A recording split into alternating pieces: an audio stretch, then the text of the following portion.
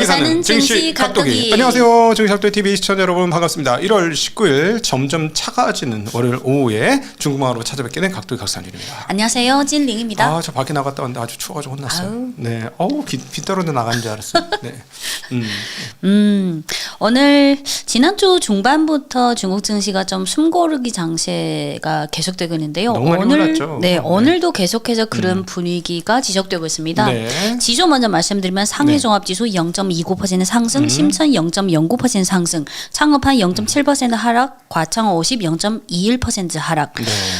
근데 상해 종합지수만 보면 오늘 약보합 출발했다가 장중에 강보합 전환했다가 또 약보합으로 가려고 했다가 또 결국은 강보합으로 마감했습니다. 지난주 중후반 분위기랑 대충 비슷한 느낌이에요. 그리고 한국 시간 오후 4시 기준 항생 1.02% 하락, 항생테크 1.26% 하락. 여긴 좀 빠졌네. 네, 오늘 내용은 4가지입니다. 네. 첫 번째는 증감위 주석이 회의를 소집해서 또 발언을 했습니다. 네. 두 번째는 경제 지표와 관련해서 12월 실물 경제 지표 및 2025년 GDP 성장률이 발표됐습니다. 네. 세 번째는 산업 동향과 관련해서는 전기차와 배터리 관련 지난 주말부터 오늘까지도 새로운 동향을 취합해서 말씀드리겠습니다. 네. 네 번째는 개별 종목은 중국의 유비테크라는 휴머노이드 로봇 업체가 새로운 호재가 있어서 오늘 급등했습니다. 네. 그렇군요. 화면을 네. 보시면 이제 중국 증감위 주석의 얼굴은 여러분들도 좀 익숙하실 것 같아요. 중국 시황 코너를 자주 보신 분들은 아침인 것 같아. 이번 얼굴은 아침이야.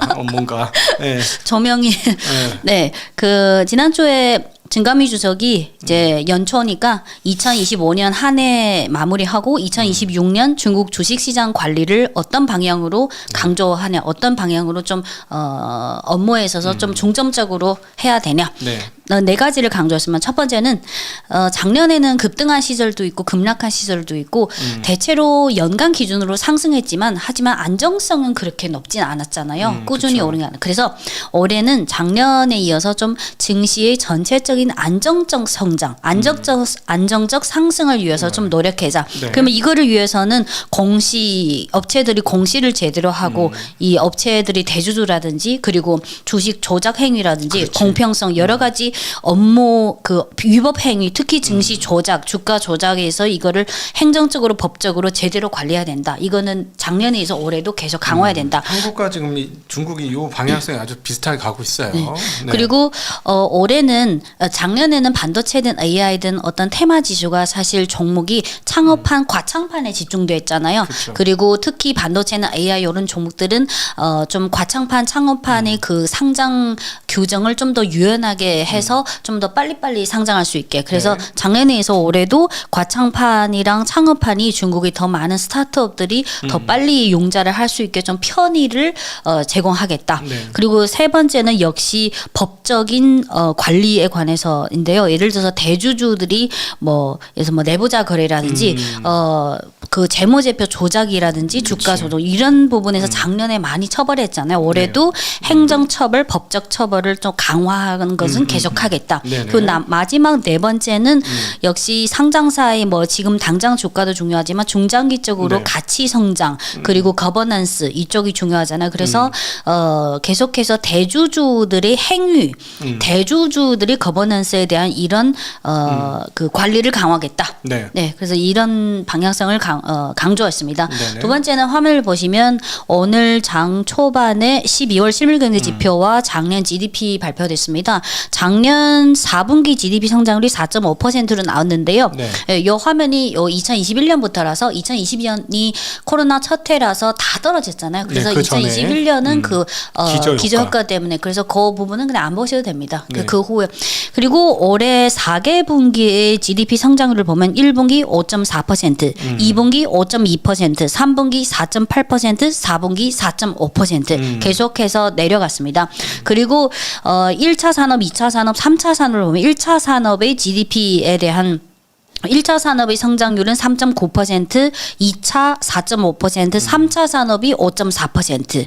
그리고 2025년 한 해 중국 GDP 전체 금액은 140.187조 위안인데 오늘 환율이 6.9589 정도 되는데요. 오늘 환율로 계산하면 20.14조 달러입니다. 20.14조 달러.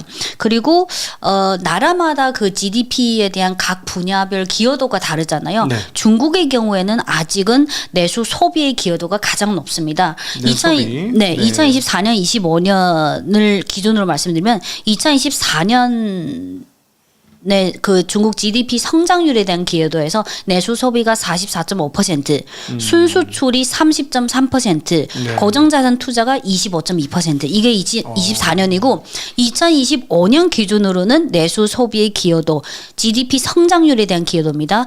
53.5%. 더 늘었네요. 네, 순수출 29%, 고정자산 투자 18.9%.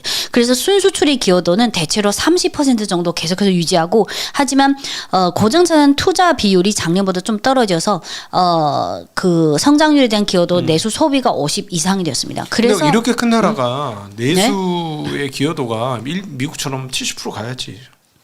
근데 인구가 워낙 많잖아. 근데요, 그렇게 단순히 50% 70% 비교하면 안 되고 네. 중국의 내수 소비 그 세부 항목이랑 미국의 내수 소비 세부 항목이 많이 다릅니다. 네. 예를 들어서 미국은 의료랑 법 법조 이쪽이 비용? 비중이, 그리고 부동산. 그러니까 그냥 단순히 봐서는 중국이 50, 미국이 70인데 근데 쪼개서 완전 실제 생활이랑 관련된 그거는 사실상 크게 차이 없어요. 그 세부 항목별로. 네. 그리고 네, 그래서 연말 연초부터 중국 정부가 뭐 이고환신 1분기 600억 위안 이상 투입하고, 그래서 중국의 그 중국 정부가 예전에 발표한 2035년 네. 그 중장기 그 GDP 목표치가 있잖아요. 그렇죠. 이론적으로 2035년 GDP 총 규모를 2020년 배증시키겠다는 게 목표예요. 이론적으로. 그러면 지금이 2026년이니까 그 목표치를 달성하려면 지금부터 2035년까지 연평균 4.8% 정도는 나와야 돼요. 그래서 지금 지난 몇 년 동안 매년 3월 전인대에서 항상 올해 GDP 성장률 목표치는 5% 안팎. 그래서 그렇게 이론적으로 나온 거예요. 그래서 이제는 근데 지금부터 35년까지 10년 남았는데 평균 4.8%라고 하지만 앞에 좀 더 4.8%보다 높게 땡겨야지 뒤에 떨어지면 그게 평균치가 나오잖아요. 그러면 뭐 세계 1등 되겠다는 얘기잖아. GDP 규모로는. 저는 그 GDP 규모 자체는 1등이 되는 거는 시간 문제라고 생각하고요. 근데 정부 근데 차원에서 성장률이 너무 높게 잡았다. 그렇지 않아요? 네? 4%는 너무 높게 잡았어. 아니요, 4.8% 평균. 그러니까 4%도 높은데 4.8%면 얼마나 높아? 아주 높게 잡은 거죠. 아니요. 지금까지 매년 한 5.0%, 5% 초반대. 그러면 나중에 떨어지는 걸 고려하면 지금은 아직도 연간 5%를 유지해야 나중에 5%도 더 높게 나와야 돼요. 10년간 4.8% 하려면 굉장히 높게 나와야 돼요. 초반에. 그리고 이게 많은 분들이 이게 뭐 5%, 4.8% 근데 이거를 인지할 때 그거는 예를 들어서 중국의 5% 성장은 한국의 5% 성장이나 다릅니다. 왜냐면 중국의 GDP는 한국의 10배거든요. 그래서 단순히 그러니까 높다고. 그래서 계속 말씀해. 높다고. 근데 이렇게 잡아야지 나중 또 2035년 목표 위에 2050년 목표도 있거든요. 네네네. 네. 그리고 산업 동향화 관련해서 12월 실물경제 지표 보면 이게 내수 시장을 반영하는 사회소매 판매. 그러면 작년 상반기에는 괜찮은데 하반기에 계속 떨어지는 게 보여집니다. 그리고 이어서 다음은 제조업 경기를 반영하는 산업 생산인데요. 산업 생산을 보시면 대체로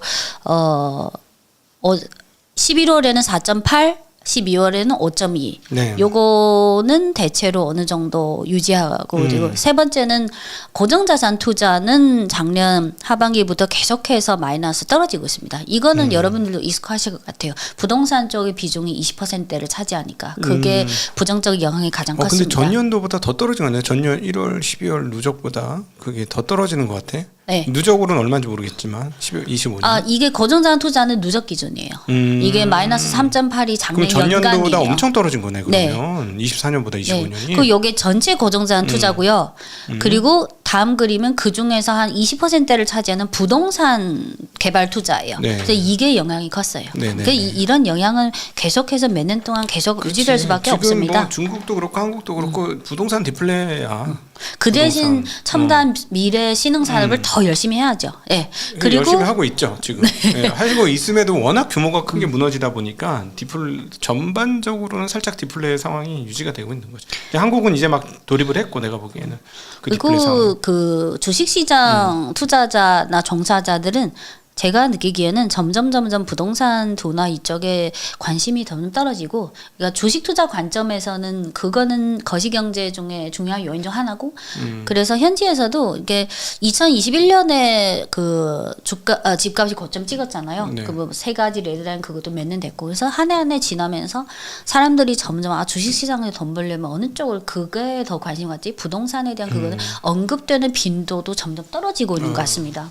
네. 그렇지. 그리고 산업 동향화 관련해서는 전기차랑 배터리인데요. 지난주 중국 시황 보신 분들은 그 1월 12일 현지 시간 1월 12일 EU 집행위원회에서 그 중국 전기차 제조업체들이 EU 관세를 최저 판매 가격 약속으로 대체하는 조건의 서면 네, 지침. 그렇죠. 요거 최저 판매 가격이 대체로 한 35,000유로 정도 됩니다. 네. 자, 최저 가격. 그래서 이것 때문에 사실 중국산 전기차가 EU로 수출할 때는 관세 문제가 해결된 동시에 기존보다 더 높은 가격으로. 그래서 기존보다 얼마 높은 가격으로 유럽으로 수출하게 된다. 업체마다 모델마다 다르지만 현지 기사를 취합하면 평균 가격이 8%에서 15% 정도, 한 10% 정도 모른다. 더 높은 가격으로 네네. 수출을. 그러면 그게 뭐 전기차 업체 입장에서는 재무제표에 좀 더 긍정적인 요인이 되겠죠. 그리고 다음 그림을 보시면 14일부터 17일까지 마크 카니 캐나다 총리가 중국을 방문했잖아요. 그 중에서 여러 가지 무역, 에너지, 농산품, 전기차 관련해서 협의를 달성했고 8개 그 MOU가 있었고요. 그 중에 전기차랑 관련된 거는 우선은 2024년 그 당시 아직은 바이든 행정부 때 2024년 8월부터 그 전에 미국이 먼저 중국산 전기차의 미국 수출에 대해서 100% 관세를 매겼잖아요. 그리고 그거에 발맞춰서 2024년 8월에 그 당시 캐나다 총리가 미국과 보조를 맞춰서 중국산 전기차에 마찬가지로 100% 관세를 매겼습니다. 네네. 근데 지금 이번에 중국을 방문한 마크 카니 총리는 2025년 5월에 취임됐습니다. 그래서 이번에 방문을 통해서 중국산 전기차 관세를 기존의 낮췄죠? 기존의 100%는 철회했고 네. 그 대신 6.1%라는 최혜국 대우로 대폭만 났어요. 그래서 네네. 100%는 이제 없던 일이 됐습니다. 근데 캐나다 추운 동네인데 이거 전기차 잘 좀 많이 들어갈 것 같은데 그러면은. 네. 그리고 근데 캐나다 현지에도 자국의 자동차 업체가 있으니까 그 어떤 반대의 소리도 있고, 그래서 올해 2026년 첫 해는 49,000대만 제한적으로 수입을 한도로. 허용하기로 했습니다. 네. 근데 앞으로 매년마다 점진적으로 늘릴 예정이다. 하지만 정확히 몇 퍼센트 얼마 대수로 늘릴 거는 매년마다 양국에서 협의해야 될 것 같습니다. 그리고 이번에 100% 관세 없앤 대신 6.1% 최혜국 대우로 변경한 거는 올해 1월부터 시행됩니다. 네. 그 대신 이 캐나다가 전 세계의 그 유채씨 수출국 에서 1위예요. 근데 전 세계 유채씨 수출에서 캐나다 한 나라가 35%를 차지합니다. 유채? 네. 유채 기름 짜는 그. 네, 유채씨 네네. 맞습니다. 근데 예를 들어서 그 중국이 미국의 관세 전쟁에 대항하는 카드로 대두랑 히토류를 썼잖아요. 근데 미국에 있어서 대두의 그런 중요도는 캐나다에 있어서 유채씨 중요도 이렇게 생각하시면 됩니다. 그리고 전 세계 35% 수출 중에 비중을 차지하는데 캐나다의 그 유채씨 수출이 한 67%에서 72%가 중국에 의존합니다. 그래서 또 요거는 지금 마크 카니 총리의 지지율이랑 또 연결되고요. 그래서 그 대신 중국이 그 캐나다산 유채씨를 지금까지 꾸준히 수입했는데 조금 뭐 전기차 그거 100% 없어졌으니까 그 유채씨 수출을 좀 더 어느 늘려라. 정도 늘려. 근데 정확히 몇 톤 뭐 몇 억 톤 그거는 아직 나중에 가서 그리고 예를 들어서 미국의 경우에는 대도랑 간접적으로 관련된 종사자가 한 50만 명 이상인데요. 캐나다의 경우에는 유채씨 전체 밸류체인 종사자가 한 25만 명입니다. 그래서 이게 또 지금 총리의 지지율이 그런 게 또 다 연결되어 있거든요. 네. 그래서 이게 EU에 이어서 캐나다의 요 고관세 이 문제는 이제 없게 됐다. 그리고 그러면 결과적으로 지금 전 세계에서 100% 관세로 중국의 전기차 수입을 막고 있는 나라는 지금 미국 한 나라만 남았습니다. 네. 그리고 다음 그림을 보시면 이게 그 포드 CEO인데요. 미국이 아직 중국산 전기차에 대해서 100% 관세로 막고 있지만 요 포드 CEO가 작년에 중국 전기차를 5대를 개인 명의로 구매했습니다. 네. 근데 그 5개가 어느 업체라면 BYD, 니오, 샤오펑, 지커 그리고 샤오미입니다. 그래서 지금 자주 운전하고 있는 그게 샤오미 SU7. 네. 포드 자동차 사장이 다른 네. 회사 걸 탄다고? 네. 근데 딱 5개만 선택해서 개인 명의로 구매했잖아요. 계속해서 평소에 돌아가면서 운전하고 있어요. 그걸 네. 느끼기 위해서. 근데 요 5대를 어떻게 선택했냐면 중국에 워낙 업체 브랜드 모델 많잖아요. 네. 근데 작년에 7, 8월쯤에 이 포드 CEO가 밑에 사람들 시켜서 그 팀 전체를 중국에 가서 중국의 국산 전기차를 100대 이상, 100개 모델 이상을 시승해 봤어요. 네. 100대 이상. 그거 중에서 내가 살 거니까 5개 선택해 줘라. 그래서 그 5개예요. 네. 네. 그리고 다음 그림을 보시면 작년 말에 포드가 CATL이랑 협력할 거라는 그 기사가 나왔잖아요. 네. 100% 확정 아닌데 그 언론 보도. 그리고 1월 15일 현지 시간 1월 15일 월스트리트 저널에 따르면 요것도 100% 공식 발표한 거 아니고 월스트리트 저널에서 취재를 통해 한 건데요. 네.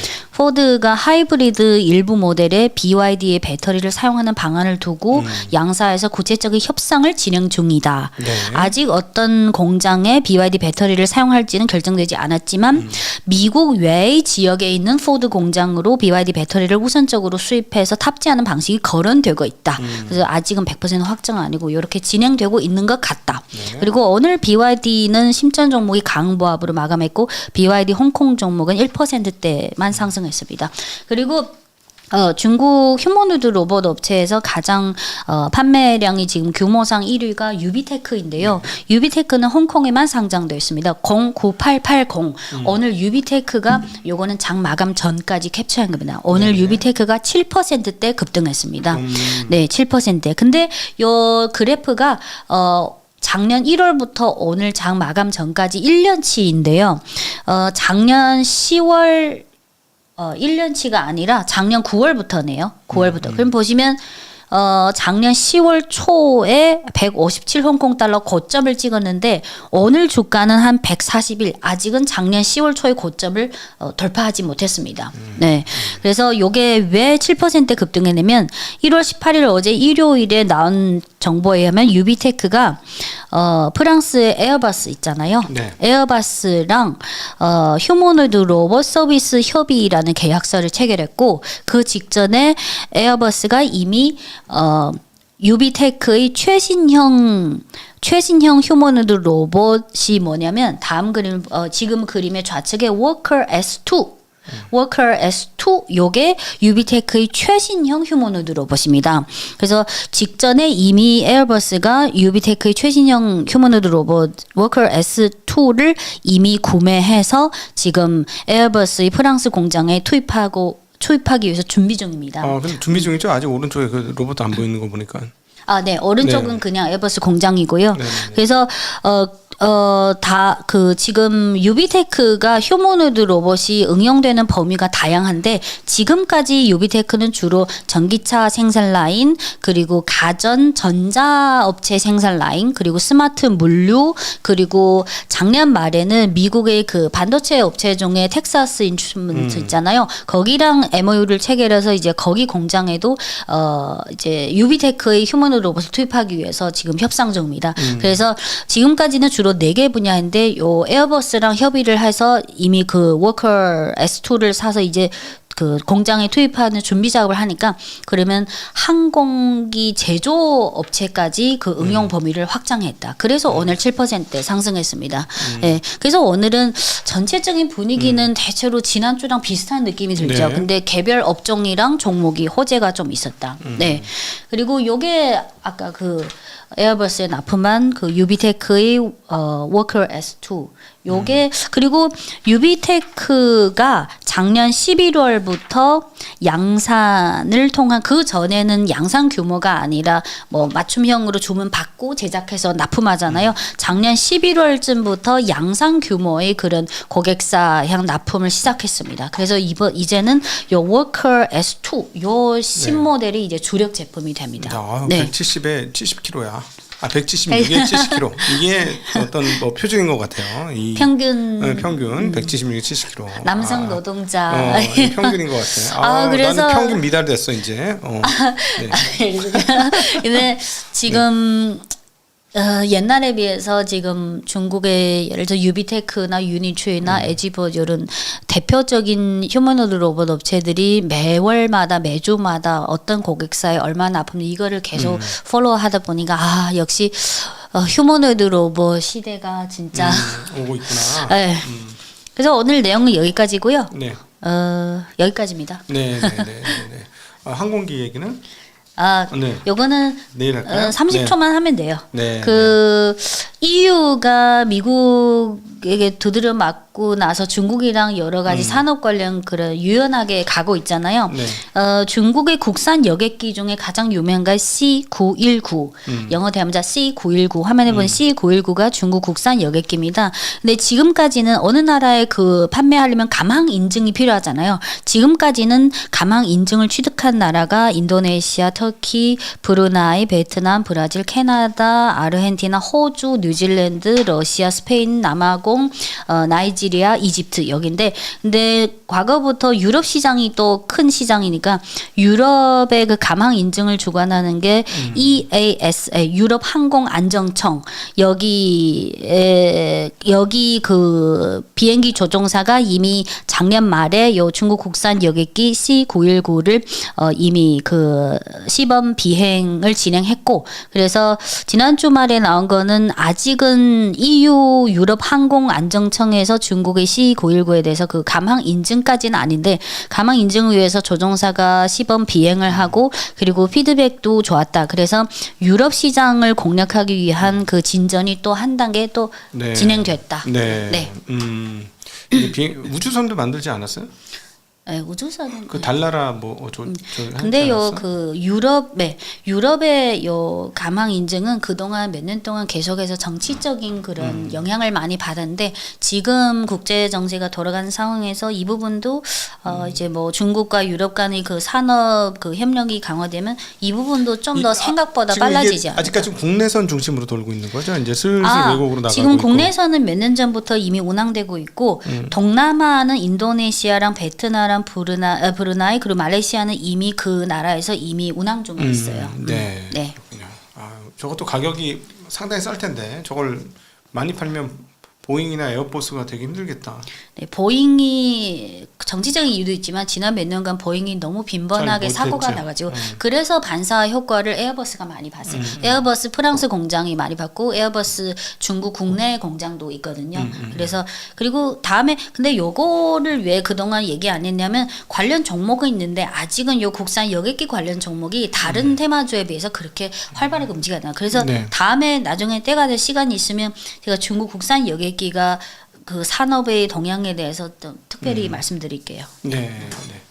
알겠습니다. 이 C는 아마 차이나를 의미하겠지? 네. C 구로 시작하는 거 되게 좋아하네. 그 지난번에 하웨이 구 그죠?